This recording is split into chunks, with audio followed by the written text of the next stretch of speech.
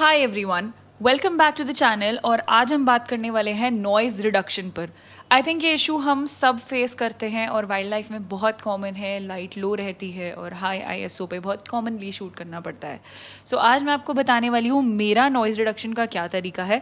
आप जितने भी फ़ोटोज़ देखेंगे जो भी मैंने शूट किए हैं जिनमें भी नॉइज़ रिडक्शन की ज़रूरत पड़ी है, प्रोसेस यही था जो मैं आज आपको बताने वाली हूँ। और किसी भी इमेज में लाइटरूम के अलावा कोई और सॉफ्टवेयर यूज़ नहीं किया है। सो स्टार्ट करते हैं हमारा नॉइज़ रिडक्शन का वर्क फ्लो। ये इमेज मैंने यहाँ पे ले लिया है जिस पे आज हम काम करने वाले हैं। इसका इन्फॉर्मेशन देख लेते हैं थोड़ा सा। ARW फाइल है which is a Sony raw file.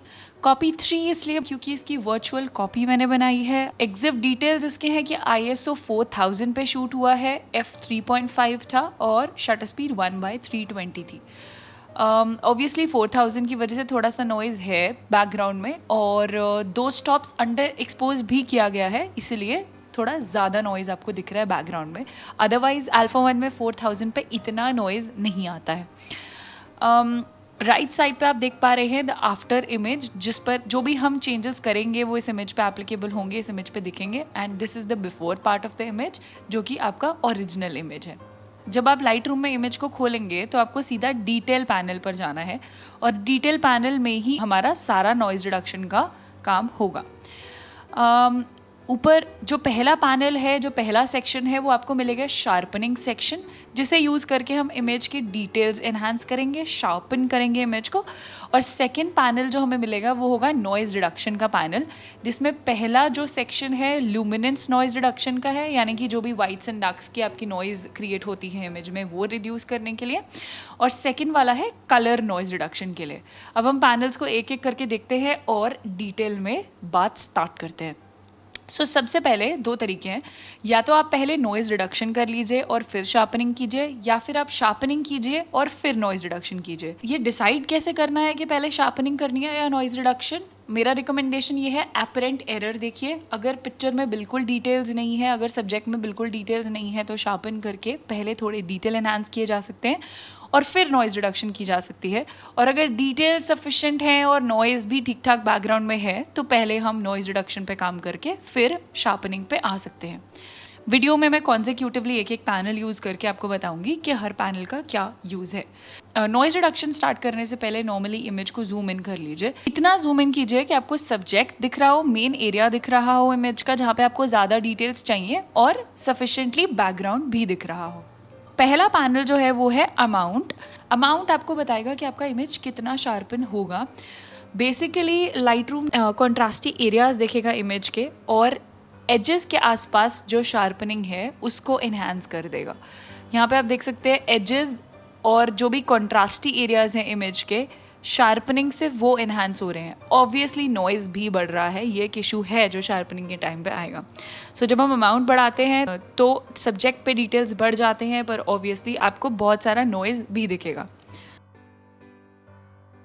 Lightroom contrasty areas mainly ढूंढेगा, वाइट को ज़्यादा ब्राइट कर देगा और डार्क को ज़्यादा डार्क करेगा। कॉन्ट्रास्ट एनहांस करके आपको ये लगेगा कि सब्जेक्ट जो है वो और शार्पन हो रहा है। उसके बाद आता है रेडियस। रेडियस में बेसिकली आप डिसाइड करेंगे कि आपको शार्पनिंग का थिकनेस कितना चाहिए, यानी कि एजेस पे जो पिक्सेल्स हैं उनमें कितना शार्पनिंग हो। अगर आपका रेडियस 1 पे है तो 1 पिक्सल तक उसका इफेक्ट आएगा। अगर आप उसको इंक्रीज करके 3 पे ले आते हैं तो आपको 3 पिक्सल्स तक उसका इफेक्ट देखने को मिलेगा। बेसिकली इन अ वे ये शार्पनिंग की इंटेंसिटी को डिसाइड करने में हेल्प करेगा। उसके बाद आता है आपका डिटेल। डिटेल में बेसिकली फ्लैट शार्पनिंग होगी पूरी इमेज पे। जहाँ पर भी सॉफ्टवेयर को दिखेगा कि कहीं पर भी डिटेल्स हैं और ऐड बैक किए जा सकते हैं, उनको कंसिस्टेंटली पूरे इमेज पे एक साथ ऐड कर दिया जाएगा।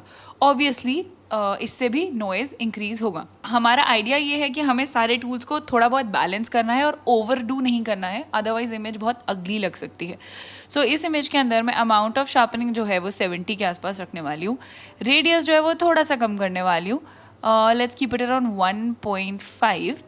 एंड डिटेल के अंदर हम थोड़ा सा डिटेल बढ़ाने वाले हैं। अब आप देख रहे हैं कि डिटेल तो सब्जेक्ट पे आ गया है, पर साथ साथ बहुत सारी नॉइज़ भी आ गई है।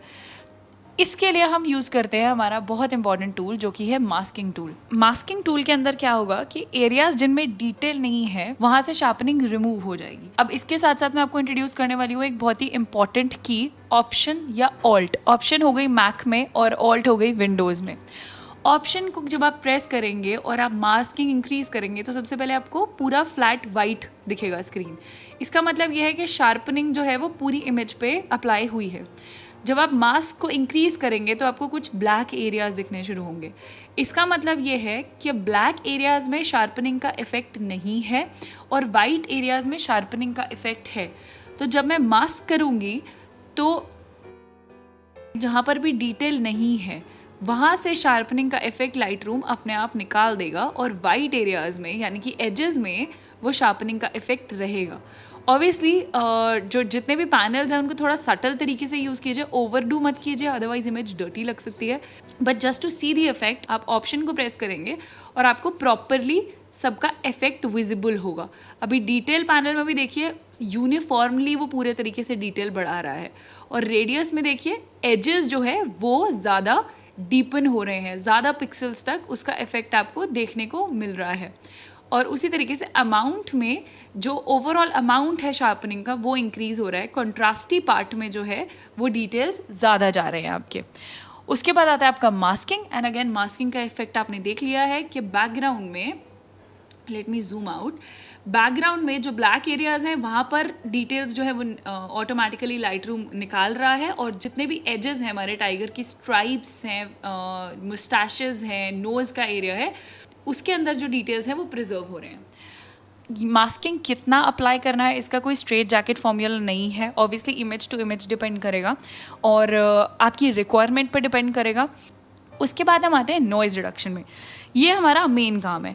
नॉइज़ रिडक्शन में बेसिकली जितना भी नॉइज़ आपके बैकग्राउंड में या इमेज में, फोरग्राउंड में या सब्जेक्ट में है वो रिमूव होगा। सो ल्यूमिनेंस से हम बेसिकली जनरल नॉइज़ रिड्यूस करेंगे इमेज का, जो नॉइज़ लाइट्स और डार्क एरियाज़ में है। जब आप ल्यूमिनेंस इंक्रीज करेंगे तो ग्रेजुअली आपको दिखेगा कि इमेज सॉफ्ट होती जा रही है।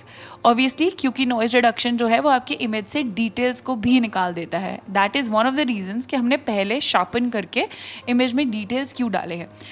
अब हमने नॉइज़ रिडक्शन से ल्यूमिनेंस नॉइज़ हटा दी है और इमेज जो है वो हमें सॉफ्ट एंड फ्लैट दिखने लगा है। अब आता है आपका detail and contrast panel. Detail panel basically noise reduction edges से निकाल देगा और आपके एजेस में वापस डिटेल डाल देगा। इसे जूम इन करके देखते हैं। जब हम डिटेल्स को इंक्रीज़ करते हैं तो आपके एजेस में डिटेल वापस आने लगता है बिकॉज नॉइज़ रिडक्शन का इफेक्ट वहाँ से रिमूव हो रहा है। और जब हम डिटेल को ज़ीरो कर देते हैं तो अगेन जो आपका पूरा सब्जेक्ट है वो आपको स्मूथ नज़र आएगा। सो डिटेल को अगर थोड़ा बढ़ाएंगे तो एजेस के अंदर आपके नॉइज़ रिडक्शन जो है वो कम रहेगा। और उसी तरीके से हम आते हैं कॉन्ट्रास्ट पे। कॉन्ट्रास्ट ये डिसाइड करेगा कि नॉइज़ रिडक्शन कॉन्ट्रास्टी एरियाज़ में एप्लीकेबल होगा कि नहीं।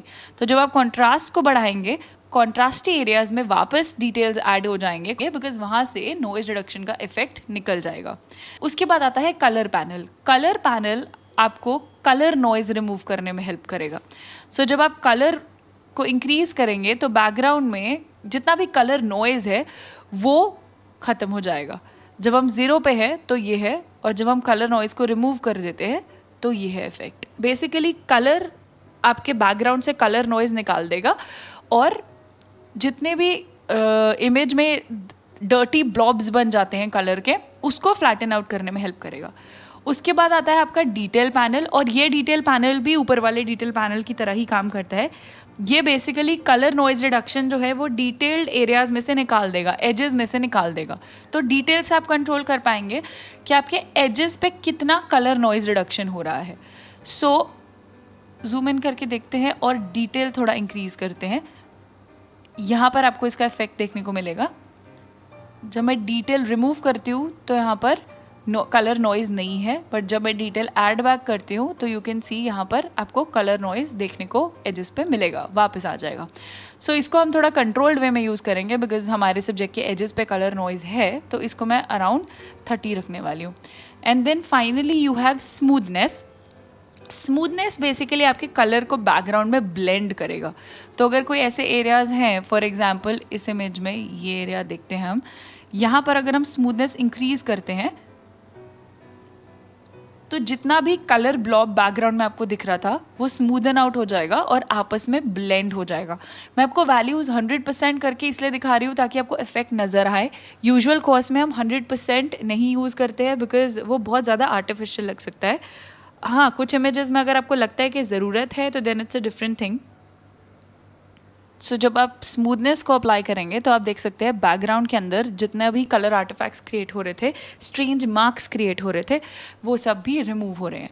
ऑब्वियसली ऐसा नहीं है कि आपको हर इमेज में सारे पैनल्स यूज़ करने हैं, बट आपको एक सही बैलेंस स्ट्राइक करना है अपनी इमेज के अंदर जहाँ पर भी आपको सेटिस्फैक्ट्री रिजल्ट अचीव हो रहा है। अब इसके अंदर हमारी बैकग्राउंड से नॉइज़ तो कम हो गई है, पर अभी भी सब्जेक्ट पे डिटेल्स उतने नहीं आए हैं। तो डिटेल्स को ऐड करने का एक और छोटा सा टिप मैं आपको दे सकती हूँ। थोड़ा सा लूमिनेंट नॉइस में और निकालूंगी।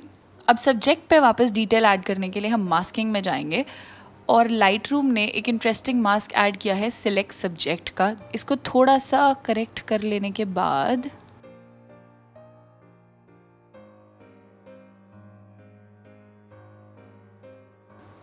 हम लोग बेसिक पैनल में जा कर के सब्जेक्ट पर डिटेल्स वापस ऐड करेंगे।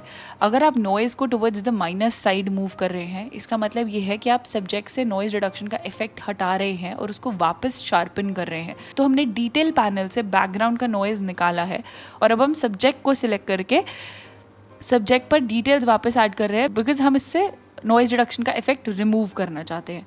Now you can see the final effect. ये हमारा सब्जेक्ट है, ये बैकग्राउंड का नॉइज़ है, and I think our subject looks much more cleaner as compared to what it was earlier.